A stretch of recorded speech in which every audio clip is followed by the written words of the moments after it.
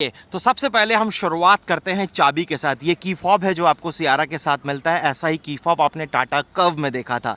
Lock unlock hold करोगे तो boot release होता है। प्लस ये फॉलो मी हेडलैम्प्स आपको जो है वो यहाँ पर मिलते हैं। अब हेडलैम्प्स की बात हो रही है तो आप चेक कर सकते हो कि आपको एलईडी में प्रॉपर हेडलैम्प्स यहाँ पर मिलेंगे। इसके बेस वेरिएंट से बायफंक्शनल है, तो यही आपके लो बीम और हाई बीम दोनों के लिए काम करेंगे। टर्न सिग्नल्स जो है ना वो आपको यहाँ मिलते हैं ऊपर, और ये पूरी कनेक्टेड डीआरएल जो है वो आपको मिल जाती है। पूरी जो ग्रिल है वो एग्जैक्टली आपको टॉप वेरिएंट जैसी मिलती है, जिसके ऊपर सियारा मेंशन है, टाटा का एम्बलम है और ग्लॉसी फिनिश के साथ है। काफ़ी ज़्यादा अमेजिंग लुक डेफिनेटली देती है। नीचे भी आप देखोगे तो स्किट अवेलेबल है जो कि सिल्वर फिनिश के साथ है, और लोअर पोर्शन जो है वो अगेन आपको ग्लॉसी मिलता है।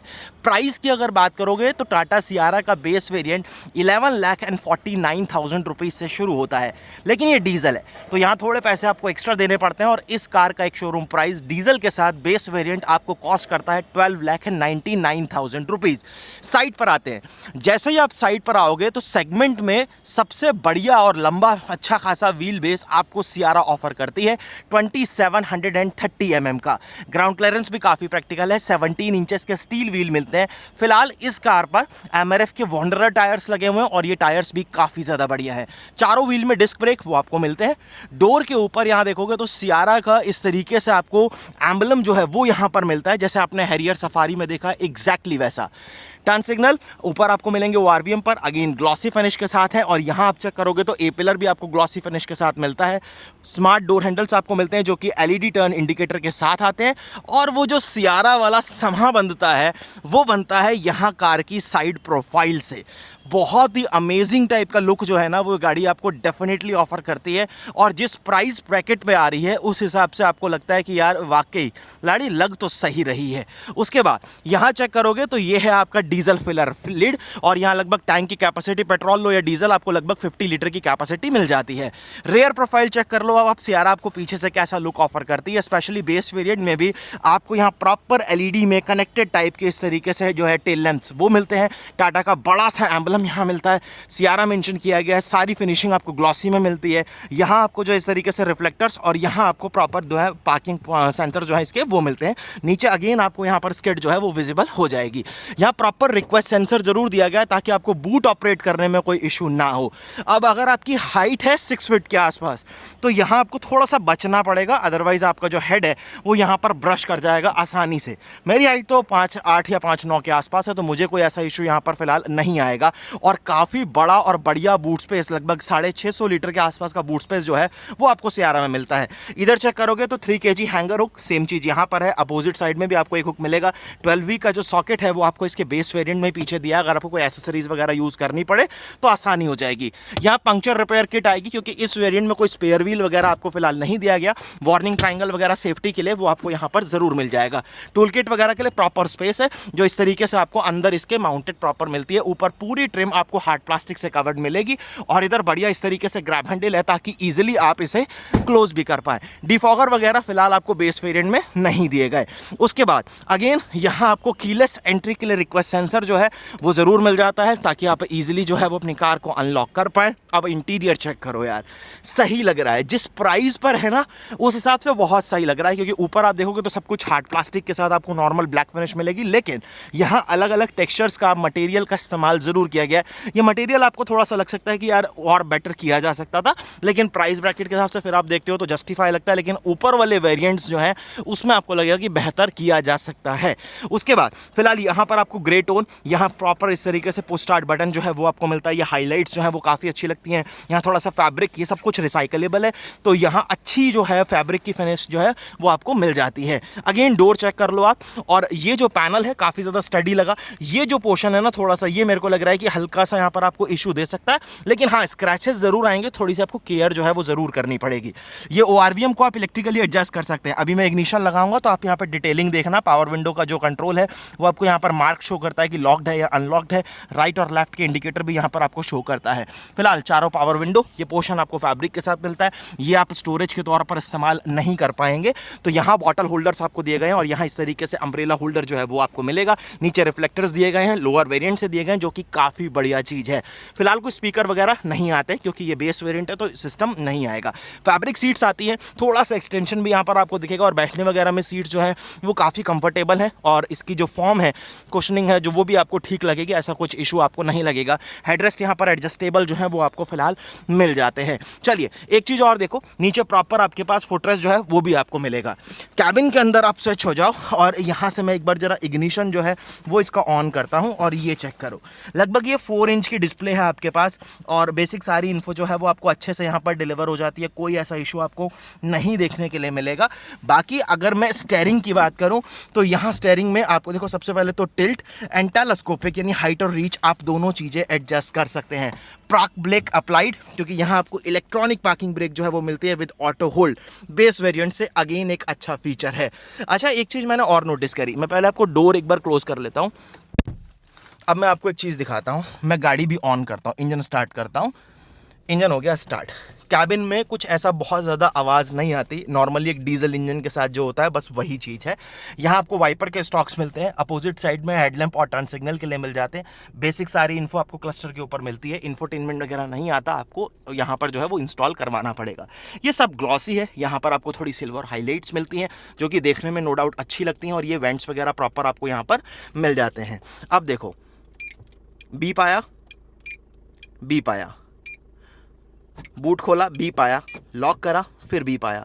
मतलब आप जब इसे टच कर रहे हैं, टच पैनल दिया गया है ना, फिजिकल बटन्स नहीं है, मेरे को पर्सनली फिजिकल ही ज़्यादा अच्छे लगते हैं, लेकिन फिर भी टाटा को मैं अप्रिशिएट करूंगा कि सेफ्टी को ध्यान में रखते हुए कि ड्राइवर जो है वो रोड से अपना फोकस हटाकर यहाँ चेक करे कि यार ये फंक्शन काम किया या नहीं किया, तो उसके लिए उसको एक प्रॉपर इंडिकेटर मिल रहा है। देखो बीप आ रही है, हर बटन पर है, ये एसी पर भी आप सेम देखो यही चीज़ है, चाहे आप डिफॉगर यूज़ कर रहे हो कुछ भी कर रहे हो, बहुत ही सही टेक है मेरे हिसाब से। अगर आप टच पैनल वगैरह दे रहे हैं कोई भी ब्रांड हो तो उन्हें ये चीज़ करनी चाहिए। और टेम्परेचर और फैन की स्पीड के लिए यहाँ प्रॉपर फिजिकल बटन्स भी हैं जो मोस्टली आप अपने ड्राइव करने में यूज़ करते हैं, सबसे पहली चीज़। उसके बाद USB A टाइप और ये आपको C टाइप जो है वो 45 वाट का मिल जाएगा, तो काफ़ी ठीक है। यहाँ बढ़िया रबराइज पैड का इस्तेमाल किया गया ताकि अपना फ़ोन या कोई आप छोटी मोटी कीज़ रख पाएँ। 2 कप होल्डर्स आपके पास हैं, ये लोकेशन वगैरह भी यहाँ पर कुछ डाली हुई है, पता नहीं किस चीज़ की लोकेशन है, हो सकता है टाटा प्लांट वगैरह की हो या कुछ वैसा, बाकी पता नहीं। यहाँ पर आप देखोगे तो ये 6 स्पीड मैनुअल ट्रांसमिशन जो है वो आपको मिलता है। अगेन यहाँ पर जो लॉक है वो काफ़ी ठीक आपको मिलेगा। ये जो फिनिशिंग आप देख रहे हो लेदर वगैरह की, ये भी ठीक है। आर्मरेस्ट आपको बेस वेरिएंट से मिल रहा है जो कि स्लाइडेबल है और इसमें आपको स्टोरेज जो है वो भी ऑफर किया गया है। फ़ोन वगैरह आप यहाँ पर भी अपना आसानी से रख पाएंगे। ये स्टोरेज आप ज़्यादा इस्तेमाल नहीं कर पाएंगे, यहाँ पर की जरूर आ जाएगी आपकी। उसके बाद अगर आप ग्लोव बॉक्स की बात करो तो अगेन काफ़ी प्रैक्टिकल है, कोई ऐसा इशू आपको नहीं आएगा। Manually adjustable day and night IRVM है। रीडिंग लैंप्स आपको यहाँ पर मिलते हैं जो कि प्रॉपर LED के साथ है। उसके बाद वाइजर्स क्वालिटी अच्छी है, बेस वेरिएंट है, लेकिन फिर भी आपको यहाँ प्रॉपर वैनिटी मिरर्स जो है वो मिल रहे हैं और आप इन्हें एक्सटेंड भी कर सकते हैं। सेम चीज़ यहाँ पर है, आप इन्हें भी एक्सटेंड कर सकते हैं। तो ये बहुत ही अच्छा टेक है। टोटल लगभग आपको 8 वे एक्सटेंडेबल मिल जाता है ये वाइजर्स के साथ। अब यहाँ पर ग्रैब हैंडल देखो तो अगेन फोल्डेबल है और सेम चीज़ आपको ड्राइवर साइड पर भी यहाँ पर मिल जाएगी। इंजन अब हम बंद कर देते हैं, बेमतलब में फ्यूल को वेस्ट करने का कोई लॉजिक नहीं बनता। और यहाँ से एक बार मैं हैजार्ड ऑन करता हूँ। पहले मैं आपको सेकेंड रो दिखाता हूं कि सेकंड रो में आपको कंफर्ट कन्वीनियंस के लिए क्या कुछ मिला है। हाँ, एक चीज़ अगर मैंने मिस कर दी तो ये ड्राइवर साइड की जो सीट है इसमें कोई हाइट का एडजस्टमेंट नहीं है, केवल बेसिक एडजस्टमेंट जो है वही आपको मिलने वाले हैं।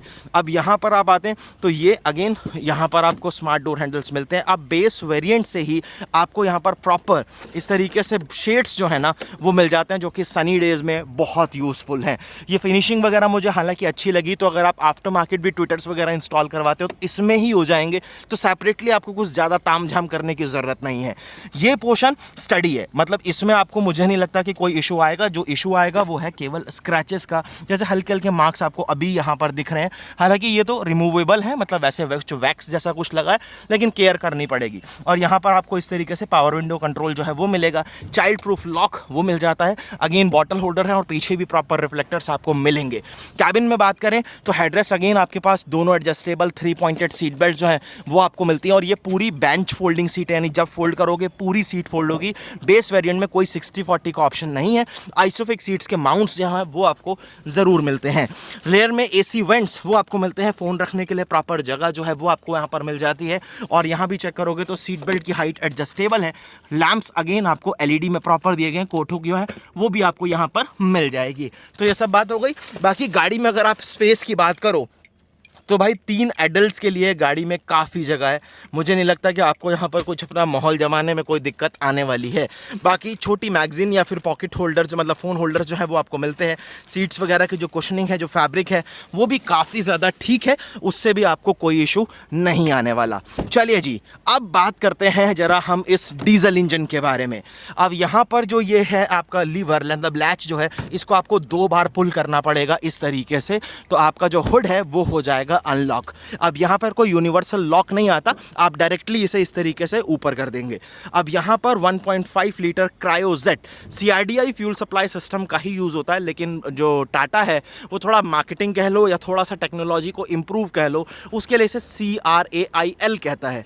हल्का सा इंप्रूवमेंट टेक्नोलॉजी में फ्यूल सप्लाई सिस्टम है, क्योंकि CRDI नॉर्मल हिंडई और किया की कार्स में देखते हैं। पावर फिगर्स 118 PS की पावर बनाता है और मैनुअल ट्रांसमिशन के साथ 260 newton metre of torque. Mileage आपको हाईवे पर ये 19-20 दे देगा आराम से। सिटी में 15 तक आप अब यहाँ से जो है वो एक्सेप्ट कर सकते हैं कि आपको आराम से 15 जो है वो ये दे देगा। उसके बाद ऊपर अगर आप देखोगे तो इस तरीके से कुछ इंसुलेशन यहाँ पर आपको प्रॉपर दी गई है। हुड में वेट अच्छा है। यहाँ 2 लॉक्स आपको दिख रहे हैं और यहाँ इस तरीके से इसके यूनिवर्सल पैटर्न्स जो है वो आपको मिल जाएंगे। यहाँ ABS यूनिट जो है वो आपको क्लियरली सामने विजिबल हो जाएगी। बाकी फायरवॉल वगैरह जो है वो भी अच्छी तरीके से यहाँ पर आपको कवर्ड मिलती है। अंडर बॉडी भी यहाँ पर पूरी तरीके से आपको कवर्ड दी गई है, जो कि अगेन बढ़िया चीज़ है। अच्छा, एक चीज़ मैंने और शायद मेंशन नहीं करी, जो है वाइपर्स। मैंने अभी विंडस्क्रीन पर यूज़ भी करा था इससे पहले, तो ये काफ़ी बढ़िया तरीके से क्लीन कर रहा है। क्वालिटी अच्छी है, फ्रेमलेस टाइप है, थोड़ा से महंगे होते हैं, आवाज़ भी कम करते हैं और स्क्रीन को अच्छे से क्लीन करने में काफ़ी ज़्यादा हेल्प करते हैं। तो ये थी दोस्तों टाटा सियारा का base variant smart plus. Petrol में अगर आप जाते हैं तो कार का एक शोरूम प्राइस 11.5 लाख रुपए। अगर आप डीजल में जाते हैं तो फिर लगभग आपको 1,50,000 रुपीज़ ऊपर, यानी आपको 13 लाख रुपीज़ एक शोरूम में जो है वो पे करने पड़ते हैं। लेकिन 6 एयरबैग स्टैंडर्ड हैं, चारों व्हील में आपको डिस्क ब्रेक मिल जाती हैं, इलेक्ट्रॉनिक पार्किंग ब्रेक आपको मिल रही हैं, पीछे सेंसर्स दिए गए हैं, गाड़ी डेफिनेटली गुड लुकिंग है और कहीं भी आपको ऐसा नहीं लगेगा कि यार मैं ज़्यादा पे कर रहा हूँ, ये कार उतना डिजर्व नहीं करती।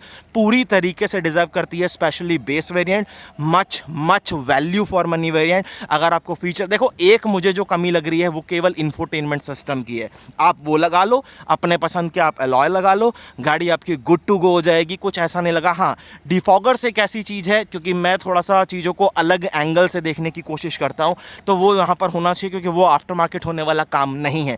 बाकी गाड़ी वाकई आपको एक अच्छा एक्सपीरियंस डिलीवर करेगी। हाँ, डीजल मैंने चला ली है थोड़ी बहुत, तो डीजल अच्छी है। बाकी पेट्रोल मैंने अभी तक नहीं चलाई, NA मुझे नहीं पता वो कैसा रिस्पॉन्स करेगी, लेकिन डीजल के